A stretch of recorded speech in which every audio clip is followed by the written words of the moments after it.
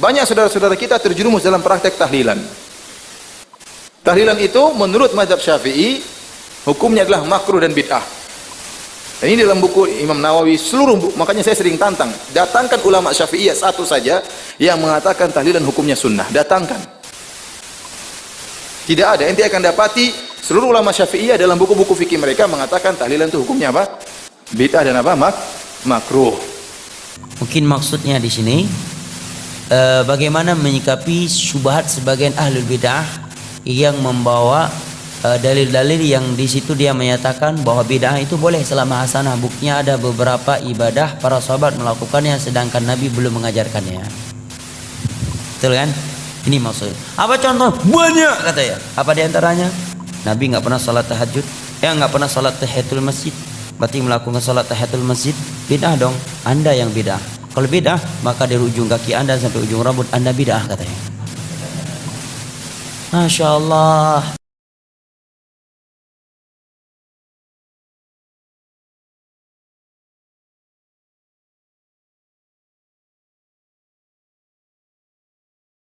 Nah ini tentang masalah tahlilan, selamatan. Ini lagi-lagi budaya transferan Pak. Nah dulu kan gini ceritone, ngeten Pak. Niki sokeh niki cerita niki cerita penyoto ini.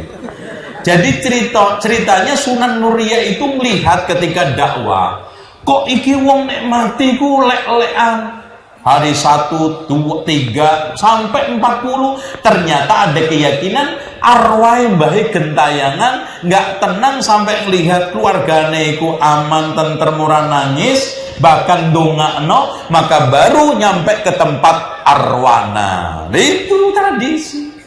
Sehingga kadang-kadang dibuat untuk minum-minuman, kadang nyambung ayam. Makanya ide Sunan Muria dimana kalau mereka saya ajari doa-doa pendek, dikir-dikir pendek, ayat-ayat pendek, nanti nek wis iso sembahyang sholat gen kanggo bekal dikir sholat. Itu ceritanya. Makanya ada dikir ya ayuku ya kayyumu, ya kayyuku ya kayyumu. Ternyata diusut-usut aslinya ya hayu ya kayyum. Cuman lidahnya orang Jawa itu ora tetek, baca ya hayu ya qayyum, ya kayuku, ya kayumu. Masya Allah, ternyata yo mandi, ya kayuku, ya kayumu. Leo ikhlas. Nah yang salah itu jadi tradisi gitu loh Pak. Kan itu hanya ngisi kekosongan, pelan-pelan dikandani, dinasihati, didakwai, kembali ke Islam sehingga bisa meninggalkan budaya ular-ular agama lama itu pelan-pelan. Itu yang harus kita yakini Pak nggih. Jadi kalau sekarang ada acara-acara itu pelan-pelan kita pindah. Saya ngaji, contoh aja yasinan dikaji tafsire. Kadang-kadang yasinan 30 tahun ora paham yasin jadi.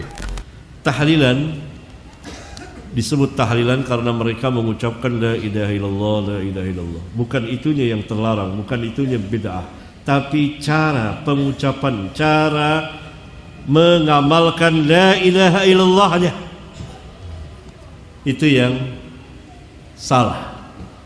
Di kita ini terkenal dengan nama tahlilan atau selamatan kematian. Ketika mati si fulan, maka ditahlilkan hari pertama sampai hari ke-7, kemudian hari ke-40, kemudian 100, kemudian hari 1000. Dan ini bid'ah. Para sahabat menyamakan ini dengan meratapi mayit. Meratapi mayit dosa, bahkan dosa besar. Disamakan, dan ini perbuatan haram. Dengan kesepakatan para ulama, ijma' salaf dan khalaf, tidak ada perselisihan sama sekali dari seluruh madzhab mengharamkan tahlilan ini. Tidak ada satupun madzhab yang diikuti oleh manusia yang menyandarkan kepada mereka, yang mereka menyandarkan kepada madzhab tersebut yang membolehkannya. Semuanya mengharamkan. Apakah boleh melakukan ajaran sahabat sedangkan Nabi tidak melakukannya? Ini kayaknya pertanyaan kurang tepat. Apa ini maksud dengan ajaran sahabat? Mungkin maksudnya di sini bagaimana menyikapi syubhat sebagian ahlul bid'ah yang membawa dalil-dalil yang di situ dia menyatakan bahwa bid'ah itu boleh selama hasanah. Buktinya ada beberapa ibadah para sahabat melakukannya sedangkan Nabi belum mengajarkannya. Betul kan? Ini maksudnya. Apa contoh? Banyak katanya. Apa diantaranya? Nabi nggak pernah salat tahajud, nggak pernah salat tahiyatul masjid. Berarti melakukan salat tahiyatul masjid bid'ah dong. Anda yang bid'ah. Kalau bid'ah maka dari ujung kaki Anda sampai ujung rambut Anda bid'ah katanya. Masya Allah. Udah jelas-jelas dalam Sahih Bukhari dan Muslim dari Abi Qatadah Al-Ansari radhiyallahu anhu terkait salat tahiyatul masjid. Nabi menyatakan idza dakhala ahadukumul masjid fala yajlis hatta yusalli raka'atain. Apabila salah satu di antara kalian masuk ke masjid, jangan dia langsung duduk sampai dia salat 2 rakaat. Ini hadis, kok dibilang bid'ah? Ya. Yang namanya hadis Nabi definisinya kata Imam Ibnu Hajar Al-Asqalani, ma udhifa ila Nabi sallallahu alaihi wasallam min qaulin aw fi'lin aw taqririn aw sifatin khuluqiyyatin aw khalqiyyah.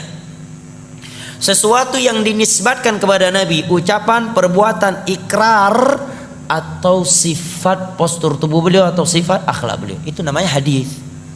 Ini ucapan Nabi, hadis bukan? Hadis kok dibilang nggak ada petunjuk dari Nabi? Salat kurang jelas, hadis perintah lagi, ya kan?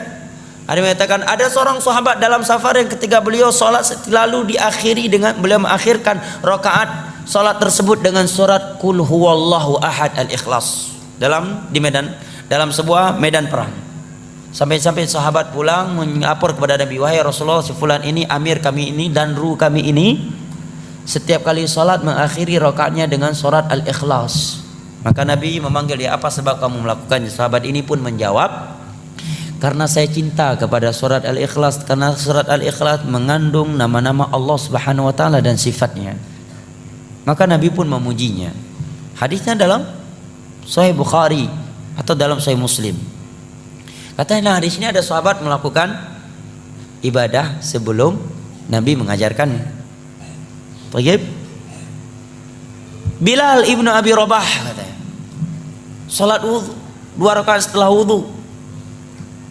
Buktinya ketika Nabi bertanya, wahai Bilal, aku mendengar suara teropakmu dalam surga. Amalan apa yang kau lakukan? Dia menjawab, aku tidaklah berwudu kecuali aku salat 2 rakaat. Nah, ini boleh melakukan ibadah sebelum ada dalilnya. Yang penting tujuannya baik.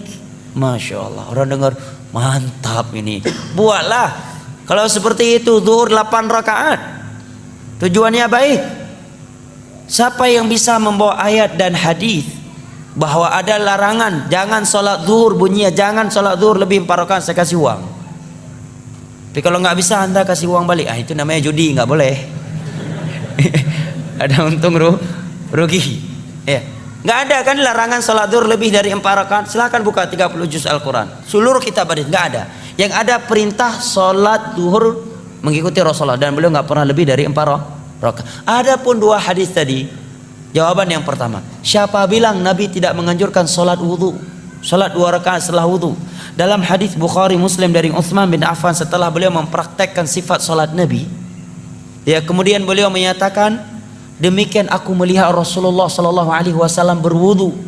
Setelah beliau berwudu, beliau menyatakan, man tawaddaa nahwa wudhu'i hadza thumma shalla rak'atain la yuhadditsu nafsahu fihima illa ghufira lahu ma taqaddama min dzambihi.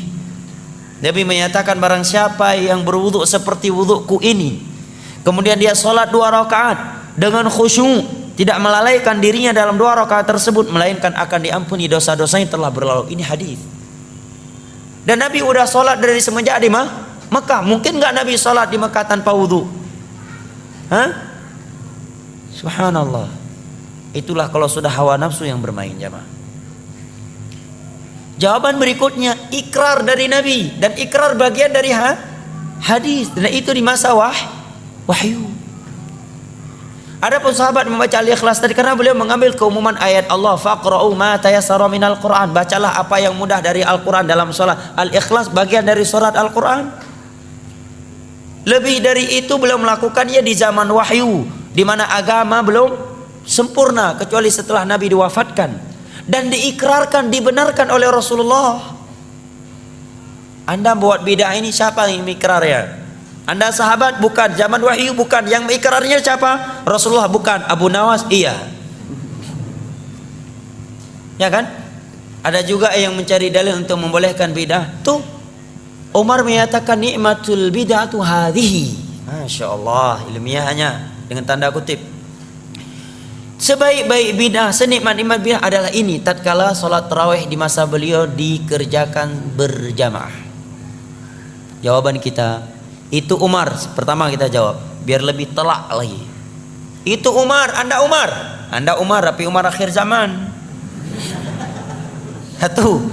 Kedua, Umar termasuk khulafa ar-rasyidin yang ada perintah dari Nabi untuk mengikuti sunnah mereka. 3. Apakah yang dikatakan oleh Umar itu sama sekali tidak ada di masa Nabi? Ada. Nabi sholat 3 malam berturut-turut tarawih berjamaah. Kemudian beliau berhenti. Beliau berhenti melakukannya karena khawatir akan diwajibkan kepada umat ini. Sekarang maulid, ada Umar katakan maulid nikmatul bidah hadhihi, sebaik-baik bidah adalah ini.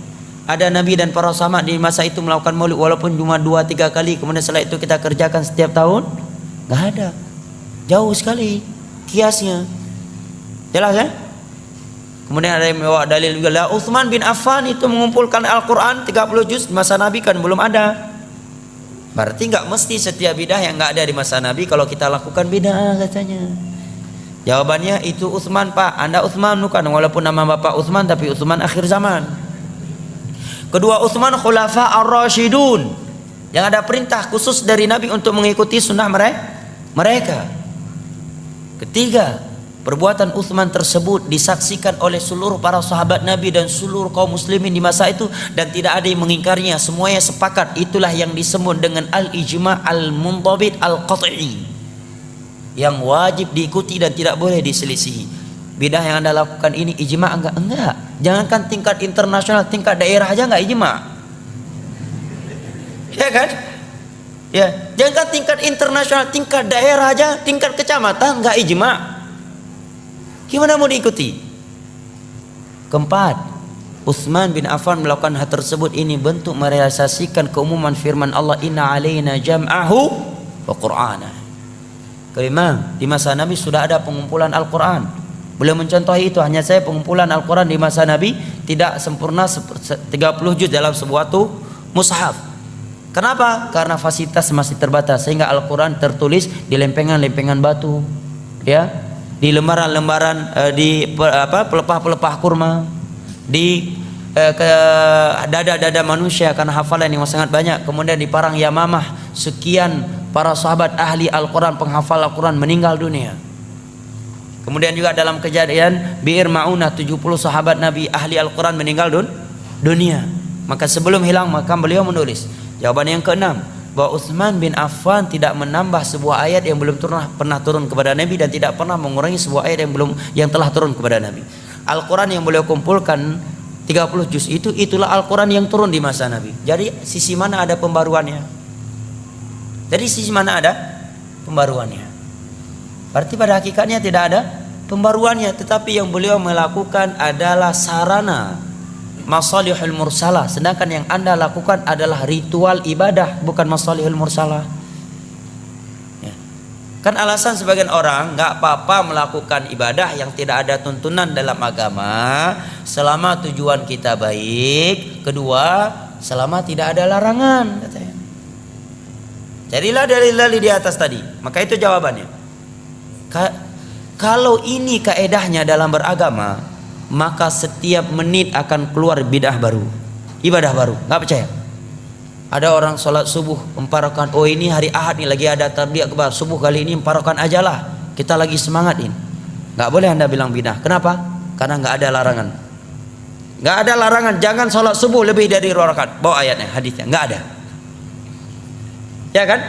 Cuma yang ada dalam Islam subuh hanya 2 rakaat, tidak lebih. Nabi tidak pernah sholat subuh lebih dari 2 rakaat. Dan Allah memerintahkan kita untuk mengikuti Rasulullah dalam bab sholat. Gak ada larangan jangan sholat subuh 2 rakaat. Kalau kaedahnya yang penting baik, selama tidak ada larangan maka boleh, berarti boleh sholat subuh lebih dari 2 rakaat karena nggak ada larangannya dan tujuan kita pun baik. Datang satu orang lagi mau masuk rumah baru, tahiyatul rumah dululah 2 rakaat. Nggak boleh larang. Kenapa? Tujuannya baik dan nggak ada larangan. Nggak ada ayat dan hadis yang berbunyi jangan sholat 2 rakaat ketika mau masuk rumah baru. Nggak ada, ya kan? Yang satu lagi baru beli fortune baru, tahiyatul fortune dulu 2 rakaat lah. Nggak bisa anda larang. Kenapa? Karena kaidahnya tadi nggak apa-apa melakukan ibadah baru selama tujuan baik dan kedua nggak ada larangannya. Nggak ada larangan. Jangan sholat. Ada dalam surah Al-Baqarah jangan sholat 2 rakaat ketika mau naik fortune baru. Nggak ada. Berarti setiap detik, setiap menit akan timbul ibadah baru. Makanya sahabat Abdullah bin Mas'ud menyatakan ittabi'u wa la tabtadi'u faqad kufitum. Dalam masalah ibadah, masalah agama ikuti saja apa yang telah ditinggalkan oleh Rasulullah dan para sahabatnya. Jangan membuat bid'ah. Jangan membuat ibadah-ibadah baru. Apa yang mereka tinggalkan untuk kalian itu sudah cukup demi Allah ya jamaah. Demi Allah kalau kita jujur beragama, apa yang sudah ada dalam agama ini demi Allah tidak mampu kita melakukan secara keseluruhan, secara totalitas. Yang sudah ada saja kita tidak mampu melaksanakannya secara sempurna, untuk apa melakukan sesuatu yang tidak ada, yang tidak dianjurkan. Sekarang sebagai contoh zikir, setelah sholat 5 waktu saja sekarang terkadang kita sering lupa zikir, ya kan? Menjelang tidur, zikir menjelang tidur tidak kalah panjangnya dengan zikir setelah sholat 5 waktu. Mendengarkan suara ayam di pertigaan akhir malam, ada zikirnya. Gonggongan dengan anjing, ada zikirnya. Bangun tidur, ada zikirnya. Mau masuk WC, ada zikirnya. Keluar WC, ada zikirnya. Ingin mensutuk, ingin melakukan hubungan pasangan suami istri dengan istri, ada zikir khusus. Melihat buah-buahan telah matang, ada zikir khusus. Datang angin, topan dan semisal dengannya, ada zikir khusus. Suara petir, ada zikir khusus. Sekian zikir. Ini saja 24 jam ini penuh dengan ibadah zikir. Itu saja udah nggak mampu kita lakukan. Itu apa mengada-adakan yang tidak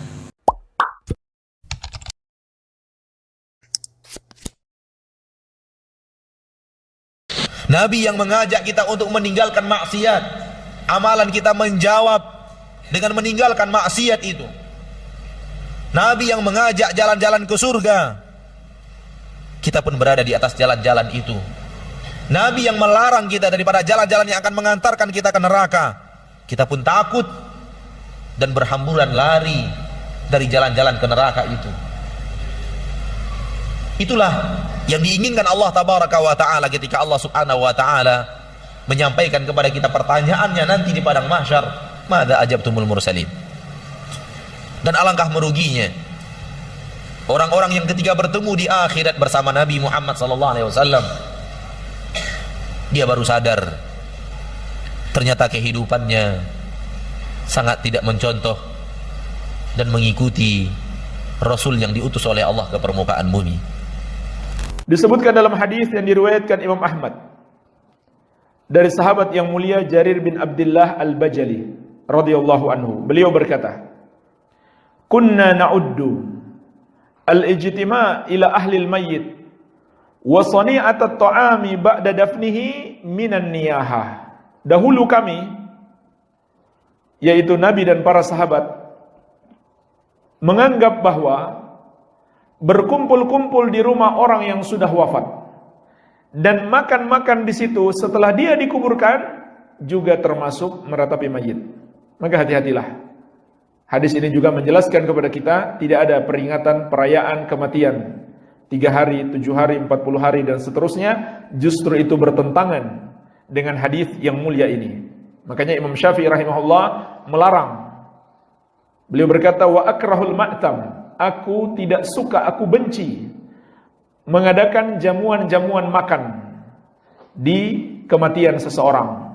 Jadi kalau ada yang mengatakan itu adalah mazhab Syafi'i, maka itu tidak benar. Imam Syafi'i rahimahullah mengingkari hal tersebut. Mungkin ada sekelompok ulama Syafi'iyah yang berpendapat begitu, tapi jangan katakan itu pendapat Imam Syafi'i, sebab Imam Syafi'i rahimahullah justru melarang. Dan pendapat siapapun kalau bertentangan dengan syariat, maka harus kita tinggal. Sebagian mereka berhujjah katanya, ya masa nggak ditahlilin, udah mati dikubur gitu aja kayak kucing begitu. Maka kita katakan, apakah Rasul Shallallahu Alaihi Wasallam juga dianggap kucing? Dulu nggak ada sahabat tahlilin dia, radhiyallahu anhum, iya kan? Apakah Rasul juga menganggap sahabatnya yang meninggal duluan dan dia yang menguburnya sebagai kucing? Nggak ada Rasul mentahlili Hamzah pamannya yang meninggal duluan, iya kan? Ada nggak cerita Rasul tahlilin Hamzah? Tuh, bantah, lihat. Yang mereka kira ini adalah dalil membenarkan agama, padahal sama sekali bukan dalil, sama sekali bukan ilmu. Syubhat. Itu tadi tuh. Iya kan? Itu syubhat. Perkara yang manusia kira itu ilmu, itu dalil, padahal la ilm wala dalil itu sama sekali. Oke? Jadi tahlilan, Bu, jangan bid'ah, ya. Terlalu banyak keluarganya Nabi yang wafat duluan dari Nabi. Tapi tunjukkan satu nukilan meskipun satu huruf bahwa Rasulullah mengadakan acara itu. Tidak akan ketemu sampai. Karena nggak ada itu. Paham? Terus bagaimana cara Rasulullah kalau ada orang wafat nih? Ini ilmu ya. Terima, alhamdulillah, nggak terima, terserah Anda. Sama-sama terserahnya. Arti kan? Rasulullah punya sepupu namanya Ja'far bin Abi Thalib. Ja'far bin Abi Thalib. Berarti kan Ja'far anaknya Abu Thalib. Abu Thalib apanya Nabi? Paman. Berarti Ja'far apanya Nabi? Sepupu. Rasulullah punya sepupu namanya Ja'far. Ja'far ini wajahnya mirip Nabi, akhlaknya mirip Nabi. Wajah dan akhlaknya mirip Nabi. Ja'far ini. Perhatikan. Ja'far ini ketika wafat, Rasulullah berkata kepada para sahabat, "Isna'u li ali Ja'far ta'aman." Buatkan makanan untuk keluarganya Ja'far. Faqad atahum mayushilum, karena telah datang kepada mereka perkara yang akan menyibukkan mereka. Orang kalau ditinggal mati itu sibuk apa enggak? Kata Nabi, "Isna'u li ali Ja'far ta'aman." Buatkan makanan untuk keluarganya Ja'far. Saya mau tanya, yang disuruh buat makanan siapa? Tetangga-tetangganya apa yang kematiannya itu, yang kena mati itu? Ini Rasulullah loh ya, yang ngomong itu, bukan kita orang. Isna'u li ali Ja'far ta'am, buatkan makanan untuk keluarga Ja'far yang ditinggal mati. Itu satu, berarti yang dilakukan Nabi adalah menyuruh orang-orang untuk meringankan beban. Betul apa enggak? Karena orang kalau ditimpa wafat salah satu anggota keluarganya itu bingung, Pak. Ini ada itu. Jadi jangan ditambahi dengan memikirkan menunya manusia, menu soto Lamongan apa nasi Padang. Dia itu kebingungan. Jangan ditambahi susah. Itu satu ya. Apakah cukup di situ? Enggak. Apa yang dilakukan Nabi? Nabi datang ke keluarganya Ja'far. Dijumpai orang-orang nangis. Maka Rasulullah mengatakan, "La tabku ala akhi ba'dal yaum." Mulai detik ini jangan kalian tangisi saudaraku lagi. Berarti apa yang dilakukan Nabi yang merdua? Datang takziah menghibur keluarga si mayit. Tulis, catat itu poin-poinnya. Yang pertama, Rasulullah menyuruh para sahabat untuk membuat apa? Makanan bagi keluarga mayit. Nomor dua, yang dilakukan Nabi apa? Takziah dan menghibur. Yang nomor tiga, apa yang dilakukan Nabi? Nabi memanggil anak-anaknya Ja'far. Mana anak-anaknya Ja'far? Datang dua anak kecil. Yang pertama namanya Muhammad bin Ja'far dan Abdullah bin Ja'far. Rasulullah menyuruh memanggil tukang pangkas rambut, disuruh nyukur rambutnya. Berarti apa yang nomor tiga yang dilakukan Nabi? Memperhatikan anak yatim yang ditinggalkannya. Itu akhlaknya Nabi. Contohlah yang seperti ini. Ini petunjuk Nabi SAW. Jadi yang membuat makanan adalah orang-orang yang ada di sekitar keluarga. Bukan justru keluarga si mayit yang membuat makanan, kemudian membebani diri mereka dengan sesuatu yang mereka tidak mampu. Dan ini yang terjadi. Ya, sebagian keluarga menjual apa yang mereka miliki, menjual sawah, menjual sapi, menjual rumah demi untuk melakukan ritual-ritual seperti ini. Ya, ini membebani manusia. Bahkan terkadang di sana terjadi ia memakan harta anak yatim. Ya, karena yang ditinggal oleh si mayit tadi masih kecil, jadi adalah anak yatim, tidak tahu menahu tentang hartanya, dia ambil hartanya dijual demi untuk melakukan acara seperti ini. Maka ini tentunya membebani ya masyarakat dengan sesuatu yang mereka tidak mampu. Ini baru satu orang, bagaimana kalau yang meninggal 2 orang? Ya, yang meninggal sekarang dan seminggu lagi ada yang meninggal lagi misalnya. Ya, maka ini sesuatu yang bertentangan. Tahlilan itu istilah ya di kalangan sebagian orang khususnya belakangan. Ya kalau dia dalam makna berkumpul-kumpul setelah mayit dikuburkan, membuat makanan untuk hal itu tegas di dalam larangan. Dari Jarir bin Abdullah al-Bajali radhiyallahu taala anhu, beliau berkata, kunna na'uddu al-ijtima' ba'da dafnil mayyit wa sun'at at-ta'am lahu minan niyaha. Kami menghitung kumpul-kumpul setelah mayit dikuburkan dan buat makanan untuknya, itu dihitung dari meratap jahiliyah yang diharamkan. Itu yang dihitung oleh para sahabat Rasulullah yang mereka pahami dari Nabi SAW. Karena dasarnya seorang itu ketika dia meninggal, itu tidak selalu dia jadikan meninggalnya itu sebagai sebuah kesedihan yang terus berlanjut, yang memperpanjang dukanya, kadang membuat seorang jatuh di dalam pelanggaran. Tapi kalau dia ingin bersedekah untuk orang yang sudah meninggal, boleh dia sedekahkan. Keluarganya misalnya menyembelih dari sapi, kemudian dia bagi-bagi untuk mayit yang sudah meninggal, itu diperbolehkan. Ya, tapi jangan kumpul-kumpul dalam sebuah acara, membuat ritual khusus. Karena itu berasal dari hadits-hadits yang lemah, pendapat yang tidak kuat. Banyak saudara-saudara kita terjerumus dalam praktek tahlilan. Tahlilan itu menurut mazhab Syafi'i, hukumnya adalah makruh dan bid'ah. Dan ini dalam buku Imam Nawawi, makanya saya sering tantang. Datangkan ulama Syafi'iyah satu saja yang mengatakan tahlilan hukumnya sunnah. Datangkan. Tidak ada. Ente akan dapati seluruh ulama Syafi'iyah dalam buku-buku fikih mereka mengatakan tahlilan itu hukumnya apa? Bid'ah dan apa? Makruh. Sampai perkataan dari ulama Syafi'iyah orang Indonesia yang bernama Muhammad Arsyad Al-Banjari dalam kitabnya Sabilul Muhtadin. Dalam kitabnya Sabilul Muhtadin. Saya bacakan ya. Halaman 503. Sabilul Muhtadin ini Muhammad Arsyad Al-Banjari, ulama besar ya, yang kemudian terkenal di Banjarmasin, sampai sekarang punya masjid. Ada nama masjid namanya Masjid Sabilul Muhtadin. Dia punya buku kitab fikih. Dia berkata,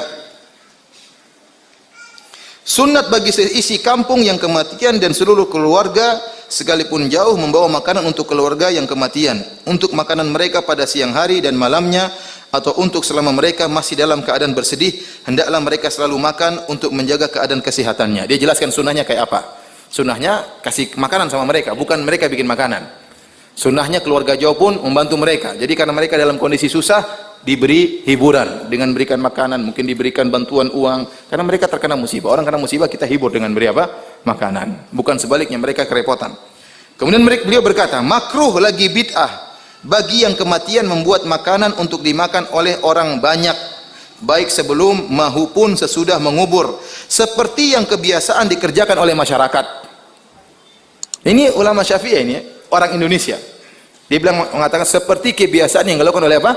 Masyarakat. Jadi maksud saya, ya, perkara ini perkara yang ma'ruf ya dalam mazhab Syafi'iyah, bahwasanya membuat acara makan-makan setelah kematian hukumnya apa? Bid'ah, makruh. Taib, kalau ada orang terjerumus dalam hal tersebut, melakukan hal tersebut, apakah kita vonis dia sebagai ahlul bid'ah? Jawabannya tidak. Dia kalau cuma gara-gara kesalahan ini, tidak bisa kita keluarkan dia dari firqah najiyah, paham? Karena ini bukan masalah akidah, bukan masalah usuluddin, bukan masalah kaidah kuliah. Tapi dia salah dalam satu perkara fikih misalnya. Karena ini bid'ah amaliyah, ya. Paham? Paham atau tidak? Maka jangan suka mudah-mudah menyesatkan apa? Orang ya. Tahlilan itu bukan syirik. Itu yang pertama dulu. Kedua apa tadi? Yasinan. Bukan syirik. Itu bukan syirik. Tidak ada yang mengatakan syirik. Ya, tidak ada yang mengatakan pelaku keluar dari Islam. Muslim. Baik. Masalah tahlilan, saya jelaskan. Tahlilan, ya, kalau tahlil adalah la ilaha illallah. Tahlilan adalah yaitu mengirim pahala kepada orang yang meninggal dengan cara mengatakan kalimat la ilaha atau doa-doa lainnya. Tapi itu ya, yang biasa di masyarakat kita. Ini ada dua perkara. Menghadiahkan pahala di antara dengan kegiatan melakukan, menentukan hari-hari. Nah, yang dipersoalkan sebetulnya, kalau masalah menentukan harinya, kalau mengirim pahala, itu ada ulama membolehkan. Walaupun Imam Syafi'i mengirim pahala itu mengatakan tidak sampai. Tapi Imam Ahmad, termasuk di antara Ibnu Taimiyah, membolehkan menghadiahkan pahala untuk orang sudah meninggal. Dan pelakunya itu perbedaan pendapat ulama yang sudah lama. Tidak ada dikatakan sesat orang melakukannya dan juga tidak dikatakan sesat orang yang tidak melakukan. Jadi posisinya harus tahu dulu. Baik yang mengirim pahala atau tidak melakukan. Ini mengirim pahala ya. Namun perbedaan persepsi yang dilanggar itu adalah mengirim pahala ditentukan hari dan tempatnya. Itu yang dipersalahkan. Kenapa salah Ustadz? Karena Rasulullah SAW melarang orang makan di rumah orang yang meninggal. Itu yang pertama. Sekarang kita makan di rumah orang yang meninggal. Sunnahnya adalah memberi makan kepada orang yang mendapat musibah, bukan makan di situ. Nah, itu yang dibicarakan oleh ulama kita. Jadi beda ya masalahnya ya, bukan masalah kirim pahala ya.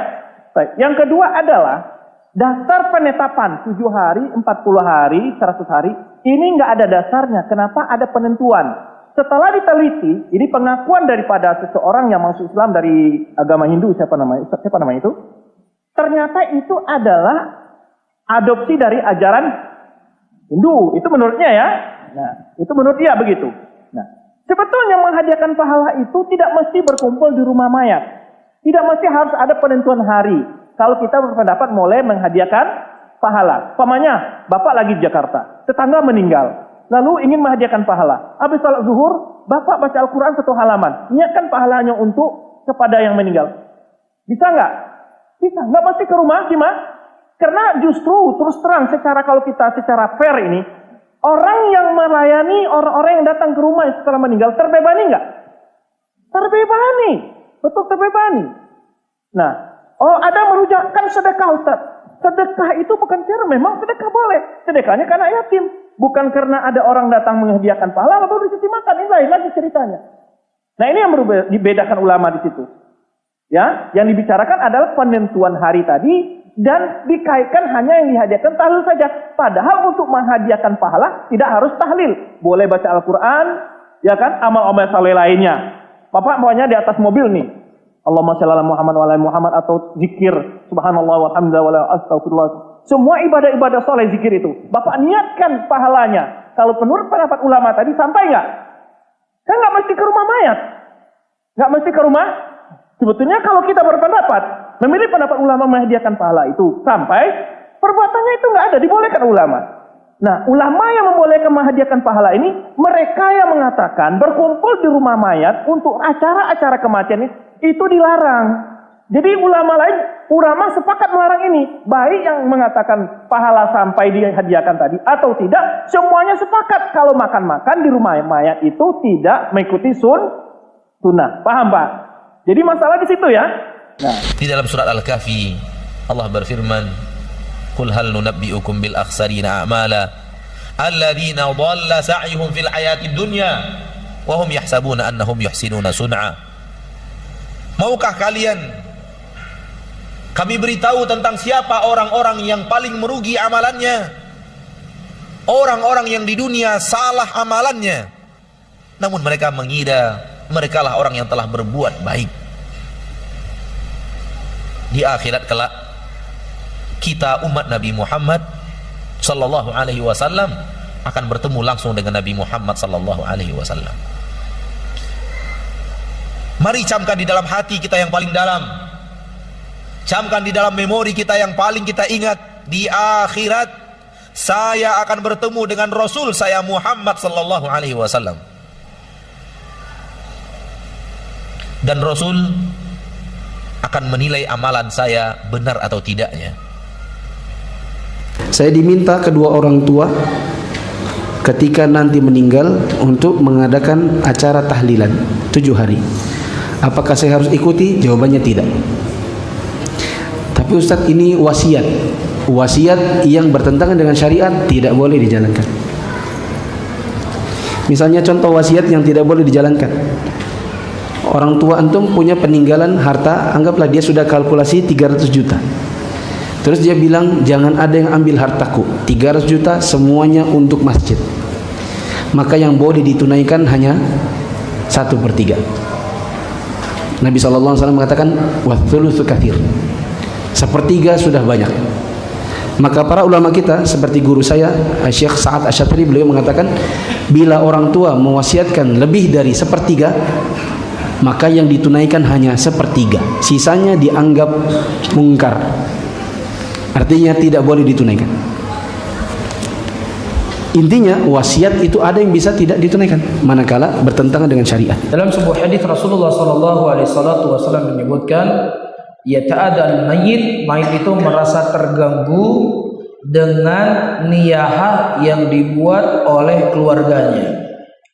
Ya, jadi ketika ada seorang kerabat yang teriak-teriak atau memukul-mukul wajahnya, atau dia membuat perayaan-perayaan yang saya sebutkan tadi, maka si mayit itu merasa sakit dalam kuburnya. Dia merasa sakit dalam kuburnya. Disebutkan dalam hadis yang sahih.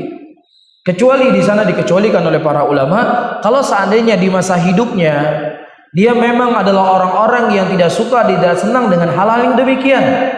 Nah, kalau seandainya kerabatnya tetap melakukannya, maka dia terlepas dari itu semuanya. Tapi kalau seandainya kebiasaannya dia memang pelaku di dunia, maka dia akan merasa sakit di dalam kuburnya. Yang kedua, ya, bedakan di antara ikramu duyuf dengan apa? Dengan acara yang memang disiapkan untuk kematian.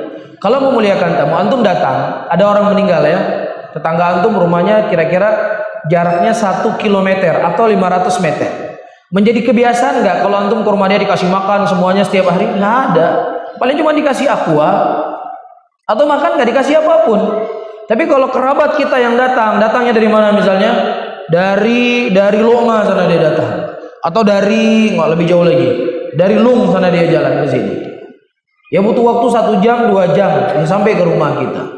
Maka ini dikecualikan oleh para ulama. Karena memang mau nggak mau dia kan akan lama di rumah kita. Dari pagi mungkin besok pagi dia balik. Lah kalau itu di mana dia mencari makan? Hah? Paham ya? Ini dikecualikan. Dan ini insya Allah sebenarnya akan menjadi pembahasan kita apa yang disebutkan oleh para ulama dari hal-hal yang dikecualikan. Ya begitu juga minum. Ya, misalnya ketika dia meninggal ataukah dia tidak meninggal, tetap kita dikasih minum aqua atau tidak? Tetap dikasih minum. Nah, kalau sekedar minum aqua tidak bermasalah, tapi ini adalah pesta. Makanan yang dihidangkan yang memang dikhususkan kepada orang-orang yang melayat pada acara kematian. Dan berkaitan dengan makanan yang dikirimkan dalam acara, mereka yang punya acara 7 hari, 40 hari, ingat makanan itu halal. Makanan itu halal. Kecuali ada yang haram itu sudah jelas ya, Ma. Sehingga di sini hukum asal makanan itu halal. Kalau ada orang yang mengatakan haram, ada ustadz yang mengatakan haram, katakan kepada ustadz ini, datangkan dalilnya ustadz. Kita nggak boleh macam-macam dalam urusan halal haram ini. Nggak ikut selera kita. Datangkan dalilnya. Apa dalil mengatakan itu haram? Oke, memang itu ritual mungkin yang tidak sesuai dengan sunnah. Tapi apa yang menjadikan makanan mereka itu haram? Karena itu bukan sesajen. Sesajen pun para ulama berbeda pendapat kalau bukan sesembelihan. Bagaimana sesajen yang berupa buah-buahan?